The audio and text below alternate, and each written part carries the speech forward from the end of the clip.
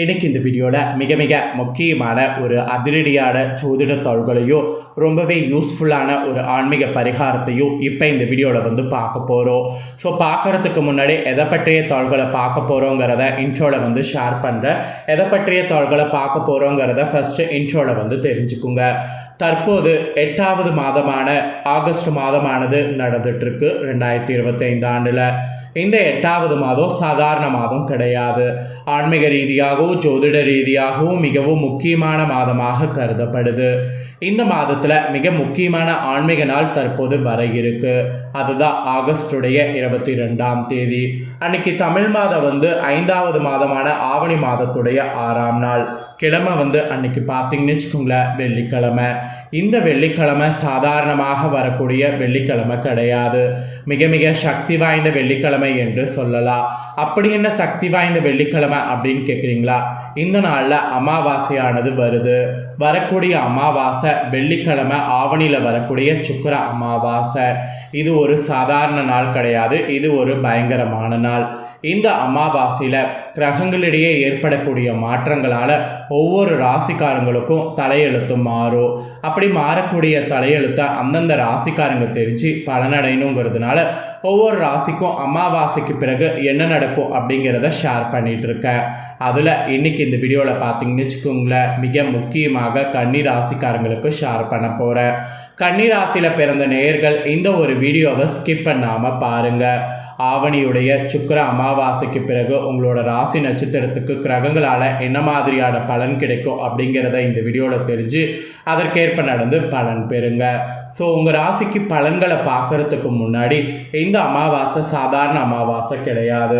இந்த அமாவாசை அன்னைக்கு வெண்பூசணி வைத்து ஒரு பரிகாரம் வந்து நீங்கள் செய்யணும். அதை நீங்கள் செய்கிறதுனால உங்களோட தலையெழுத்து மாறும். ஸோ அந்த வெண்பூசணி பரிகாரம் எப்படி செய்யணும் அப்படிங்கிறத ஃபஸ்ட்டு உங்களுக்கு ஷேர் பண்ணுறேன். அதை செய்கிறதுனால உங்கள் தலையெழுத்து எப்படி மாறுங்கிறத முதல்ல தெரிஞ்சுக்குங்க. அதுக்கப்புறம் உங்களோட ராசி நட்சத்திரத்துக்கு என்ன பலன் கிடைக்குங்கிறத அதிரடியாக பார்க்கலாம். ஆக்சுவலி இந்த டைம் வந்து 22/8/2025 அதிசக்தி வாய்ந்த அமாவாசை வருது. வெள்ளிக்கிழமை அன்னைக்கு இந்த அமாவாசை திதி வந்திருக்கு.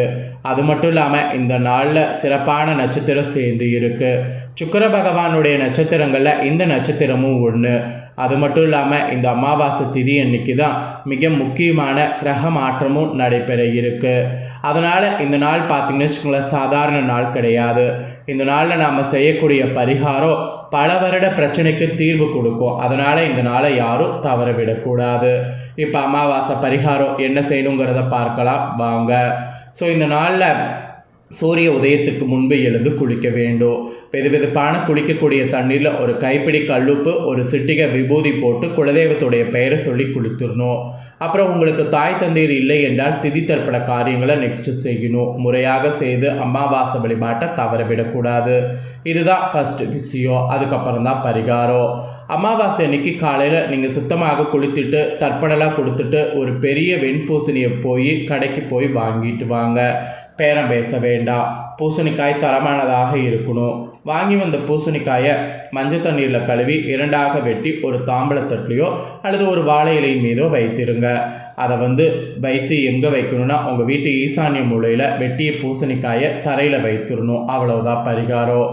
ஆக்சுவலி இதை வந்து அமாவாசை காலையில் எழுந்து குளித்து விட்டு தர்ப்பணலாம் கொடுத்து 8 மணிக்கு முன்பாக இந்த பரிகாரம் வந்து நீங்கள் செய்யணும்.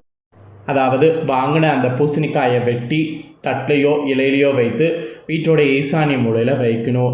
இதை வந்து தாய் தந்தை உள்ளவர்களும் தாய் தந்தை இல்லாதவர்களும் யார் வேண்டுமானாலும் இந்த பரிகாரத்தை செய்யலாம். ஈசானிய மூலைனா சனி மூலையை தான் உங்கள் வீட்டில் சொல்கிறேன். வடக்கு கிழக்கும் சந்திக்கக்கூடிய இடம் இருக்குல்ல, அந்த வடகிழக்கு மூலை தான் ஈசானிய மூலைன்னு சொல்லுவாங்க. அந்த மூலையில் தான் தரைப்பகுதியில் வெட்டிய பூசணிக்காயை வைக்கணும். டேபிள் மீது வைக்கக்கூடாது. அமாவாசை முழுவதும் அந்த பூசணிக்காய் உங்களுடைய வீட்டிலே இருக்கட்டும். அமாவாசை இரவு சரியாக 9 மணிக்கு மேல் அந்த வெட்டி வைத்த பூசணிக்காய் துண்டுகளை எடுத்து ஒரு கேரி பேக்கில் போட்டு கட்டி வீட்டுக்கு ஒதுக்குப்புறமாக கொண்டு போய் போட்டு விட்டு வாங்க. ஒருவேளை குப்பை தொட்டியில் தான் போட முடியும் என்றால் குப்பை தொட்டியில் பூசணிக்காயை போட்டு வீட்டுக்கு வெளியில் கொண்டு போய் வைப்பிடுங்க. வீட்டுக்குள்ளே வைக்க வேண்டாம். இந்த அமாவாசை திதியில் வெட்டிய வெள்ளை நிற பூசணிக்காய் உங்கள் வீட்டில் இருந்தால் உங்கள் வீட்டில் இருக்கக்கூடிய அத்தனை எதிர்மறை ஆற்றலும் அது தன்னகத்தை ஈர்த்துக்கொள்ளும். உங்கள் வீட்டில் பிரச்சனைகளுக்கு காரணமாக எந்த ஒரு விஷயம் இருக்கிறதோ அந்த ஒரு விஷயத்தை சரி செய்ய இந்த பூசணிக்காய் பரிகாரம் உங்களுக்கு பயனுள்ளபடி அமையும். உதாரணத்திற்கு வீட்டில் கண் திருஷ்டி இருக்குது, எதிர்மறை ஆற்றல் இருக்குது, யாரோ ஒரு நபர் உங்களுடைய வீட்டுக்கு ஏவல் பில்லி சுனியை வச்சுட்டாங்க, வீட்டில் இருப்பவர்களுக்குள் சண்டை சச்சரவு, மன நிம்மதி இல்லை, வீட்டில் சுபகாரிய தடை, இந்த மாதிரி பல வருடமாக உங்களை துரத்தி வரக்கூடிய அந்த ஒரு பெரும் கஷ்டத்திற்கு முற்றுப்புள்ளி வைக்க இந்த தினத்தில் செய்யக்கூடிய எளிய பரிகாரம் உங்களுக்கு நல்லதொரு வழியை காட்டும். இந்த பரிகாரத்திற்கான பலனை அடுத்த 15 நாளில் நீங்கள் உணர்வீங்க. நம்பிக்கை இருந்தால் இந்த பரிகாரத்தை செய்யுங்க. அதிசக்தி வாய்ந்த இந்த அமாவாசை தினத்தை தவற விடாதீங்க. இந்த பரிகாரத்தை மற்ற அமாவாசை நாளில் செய்வதை காட்டிலும் வெள்ளிக்கிழமை வரக்கூடிய அமாவாசையில் செய்வது மிக மிக சிறப்பு. அதனால தான் இந்த பரிகாரம் செய்கிறது ரொம்ப நல்லதுங்கிறத இவ்வளோ நேரம் உங்களுக்கு சொல்லிகிட்டு இருக்கேன். இப்போ அமாவாசை பரிகாரத்தை பார்த்துட்டீங்க. இப்போ உங்களுக்கு ஆவணி அமாவாசைக்கு பிறகு பலன்கள் என்ன கிடைக்குங்கிறத பாருங்கள். உங்கள் ராசி நட்சத்திரத்துக்கு ஏற்ப உங்களுக்கான பலனை ஷேர் பண்ணுறேன். உங்கள் ராசி நட்சத்திரத்துக்கான பலனை தெரிஞ்சுக்குங்க. ஃபஸ்ட்டு உத்தர 2, 3, 4 பாதங்களில் பிறந்த கன்னி ராசிக்கு சொல்லப்பட்டிருக்கு. திட்டமிட்டு எதையும் செய்து எதிலும் சாதகமான பலனை பெறக்கூடிய உங்களுக்கு இந்த ஆவணி அமாவாசைக்கு பிறகு பணவரவு கூடும், செயல் திறமையானது அதிகரிக்கும். நட்சத்திரநாதன் சூரியனால் நீண்ட நாட்களாக இழுப்பறியாக இருந்த ஒரு வேலையை செய்து முடிப்பீங்க. அரசு தொடர்பான பணிகளில் சாதகமான பலன் கிடைக்கும். எண்ணிய காரியங்கள் கைகூடக்கூடிய சூழ்நிலை உருவாகும். தொழில் வியாபாரம் விரிவாக்கம் செய்வது பற்றிய ஆலோசனையில் ஈடுபடுவீங்க. தேவையான நிதி உதவி கிடைக்க வாய்ப்பு இருக்குது. தேவையான சரக்குகளை வாங்குவீங்க. பணியாளர்கள் பணி சுமை குறைந்து காணப்படும். நிலுவையில் இருந்த பணம் கிடைக்கும். குடும்பத்தில் இருப்பவர்களுக்கு தேவையானவற்றை செய்து கொடுத்து அவர்களுடைய நன்மதிப்பை பெறுவீங்க. ஆன்மீக நாட்டம் அதிகரிக்கும். வாழ்க்கை துணையின் ஆதரவோடு எதிலும் ஈடுபட்டு வெற்றி பெறுவீங்க. கணவன் மனைவிக்கிடையே நெருக்கம் அதிகரிக்கும். பெண்களுக்கு இழுப்பறியாக இருந்த காரியம் சாதகமாக முடியும். வரவேண்டிய பணம் வந்து சேரும். செயல் திறமை அதிகரிக்கும். கலைத்துறையில் வாகனங்களை ஓட்டி செல்லும் போது கவனம் தேவை. நீங்கள் உடைமைகளை கவனமாக பாதுகாத்து கொள்வது அவசியம். தனிமையாக இருக்க நினைப்பீங்க. அரசியல்வாதிகள் மேலெடுத்து அனுசரித்து செல்வது நல்லது. பழைய பாக்கிகளை வசூல் செய்வதில் வேகம் காட்டணும். எடுத்த வேலையை செய்து முடிப்பதற்குள் பல தடங்கல்கள் உண்டாகும். மாணவர்களுக்கு கல்வியில் திறமை அதிகரிக்கும். விளையாட்டுகளில் இன்ட்ரெஸ்ட் உண்டாகும். ஆசிரியர் ஆதரவு கிடைக்கும். ஸோ உங்களோட நட்சத்திரத்தில் பிறந்தவங்களுக்கு இதுதான் பலன். இதற்கேற்ப நடந்து பலன் பெறுங்க. நெக்ஸ்ட்டு அஸ்தமில் பிறந்த கன்னி ராசிக்கு சொல்லப்பட்டிருக்கு. அடுத்தவருடைய தராதாரம் அறிந்து உதவிகள் செய்யக்கூடிய உங்களுக்கு இந்த ஆவணி அமாவாசைக்கு பிறகு எதிலும் கூடுதல் கவனத்தோடு செயல்படுவது நல்லது. சுலபமாக முடித்துவிடு என்று நினைக்கக்கூடிய காரியம் கூட சற்று தாமதமாகலாம். மனதில் இருந்த கவலை அகலும். அரசு மூலம் நடக்க வேண்டிய காரியங்களில் சாதகமான பலன் கிடைக்கலாம். வெளியூர் பயணம் அதன் மூலம் அலைச்சல் உண்டாகலாம். தொழில் வியாபார தொடர்பான காரியங்கள் அலைச்சலுக்கு பின் நடந்து முடியும். தேவையான பண உதவி சற்று தாமதமாக கிடைக்கும். தொழில் தொடர்பாக எதிர்பார்க்கக்கூடிய உதவி கிடைக்கும். உத்தியோகத்தில் இருப்பவர்களுக்கு மேல் அதிகாரிகளுடைய ஆதரவு கிடைக்கும். அவர்களை அனுசரித்து செல்வது நன்மை தரும். கணவன் மனைவிக்கிடையே அனுசரித்து செல்வதன் மூலம் குடும்பத்தில் மகிழ்ச்சி ஏற்படும். வீடு வாகன தொடர்பான செலவுகள் ஏற்படும். தீ ஆயுதங்களை கையாளும் போது கவனம் தேவை. உதவிகள் செய்யும் போது ஆலோசித்து செய்வது நல்லது. பெண்களுக்கு எதிலும் கூடுதல் கவனத்தோடு செயல்படுவது நல்லது. எளிதில் முடிய வேண்டிய காரியம் கூட தாமதமாகலாம். கலைத்துறையில் எதிர்பார்த்த செலவுகள் உண்டாகும்.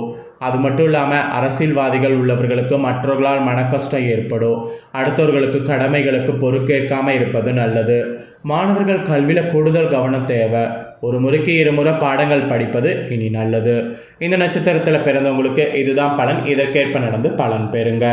அப்புறம் சித்திரை 1, 2 பிறந்த கன்னிராசிக்கு சொல்லப்பட்டிருக்கு. இதில் பிறந்தவங்களுக்கு கடின உழைப்பால் வளர்ச்சி பெறணும்னு நினைப்பீங்க. இந்த ஆவணி அமாவாசைக்கு பிறகு எதிலும் முன்னேற்றம் காணப்படும். இஷ்டத்திற்கு விரோதமாக காரியங்கள் நடந்தாலும் முடிவு சாதகமாக இருக்கும். வீண் ஆசைகள் மனதில் தோன்றும்.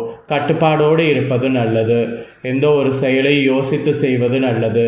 வீண் விவகாரங்களில் தலையிடாமல் இருப்பது நன்மை தரும். தொழில் வியாபார தொடர்பான காரியங்களில் திடீர் தடை ஏற்படும். திட்டமிட்டு செய்வதன் மூலம் சாதகமான பலன் கிடைக்கும். பணியாளர்கள் சக ஊழியர்களை அனுசரித்து செல்வது நல்லது. எதிர்பாராத அலைச்சல் ஏற்படும். குடும்பம் பற்றிய கவலைகள் ஏற்படுத்தினாலும் குருவின் பார்வையால் அவை நீங்குவதோடு உடல் ஆரோக்கியம் அடையும். கணவன் மனைவி ஒருவரை ஒருவர் அனுசரித்து செல்வது நல்லது. மனதில் பக்தி உண்டாகும். சகோதரர்கள் மற்றும் உறவினர்களோடு பேசும்போது கவனம் தேவை. பெண்களுக்கு எந்த ஒரு செயலை யோசித்து செய்வது நல்லது. வீண் விவகாரங்களில் தலையிடாமல் ஒதுங்கி விடுவது நன்மை தரும். அரசியல் துறையில் இருக்கக்கூடியவங்க எடுக்கக்கூடிய ஒப்பந்தங்களை நன்றாக ஆராய்ந்து முடிவுக்கு வர வேண்டும். கலைத்துறையில் நிதானத்தை கடைபிடிக்க வேண்டும். தேவைகளை பூர்த்தி செய்யக்கூடிய வகையில் வருவாய் உண்டு. சோதனைகள் வெற்றியாக மாறும். மாணவர்களுக்கு கல்வியில் வெற்றி பெற திட்டமிட்டு பாடங்கள் படிப்பது, தேவையற்ற பிரச்சனைகளில் தலையிடாமல் இருக்கிறது நல்லது. ஸோ இந்த நட்சத்திரத்தில் பிறந்தவங்களுக்கு இதுதான் பலன். இதற்கேற்ப நடந்து பலன் பெறுங்க. ஸோ கன்னி ராசிக்காரங்க உங்களோட நட்சத்திரத்துக்கு ஏற்ப இந்த ஆவணி அமாவாசைக்கு பிறகு என்ன நடக்கும் அப்படிங்கிறத தெளிவாக இந்த வீடியோவில் வந்து ஷேர் பண்ணிட்டேன். ஷேர் பண்ணதை நீங்கள் தெரிஞ்சிருப்பீங்க. தெரிஞ்சதுக்கேற்ப நடந்து பலன் பெறுங்க. நீங்கள் இதை பார்த்து பலனடைகிறது போல் உங்கள் ஃப்ரெண்ட்ஸ் ஃபேமிலியில் இருக்கவங்களும் பலனடையணும்னு நினச்சிங்கன்னா வீடியோ லைக் பண்ணி ஷேர் பண்ணுங்கள். உங்கள் ஃப்ரெண்ட்ஸ் ஃபேமிலியில் இருக்கக்கூடிய கன்னிராசிக்காரங்களும் இதை பார்த்து பயனடையட்டும். இதே போல் புதிய தகவல்களை தெரிந்து கொள்ள நம்ம சேனலை சப்ஸ்கிரைப் பண்ணுங்கள். கூட பெல் பண்ண ப்ரெஸ் பண்ணுங்கள். அப்போ தான் நான் போகிற மற்ற அப்டேட்டான வீடியோலாம் உடனுக்குடனே தெரிஞ்சு பயனடைய முடியும். ஸோ இந்த தகவல்கள் உங்களுக்கு பிடிச்சிருந்ததுன்னா நம்ம சேனலை சப்ஸ்கிரைப் பண்ணி சப்போர்ட் பண்ணுங்கள். வேறொரு அப்டேட்டான தகவலோடு மீண்டும் புதிய வீடியோவில் சந்திக்கிறேன்.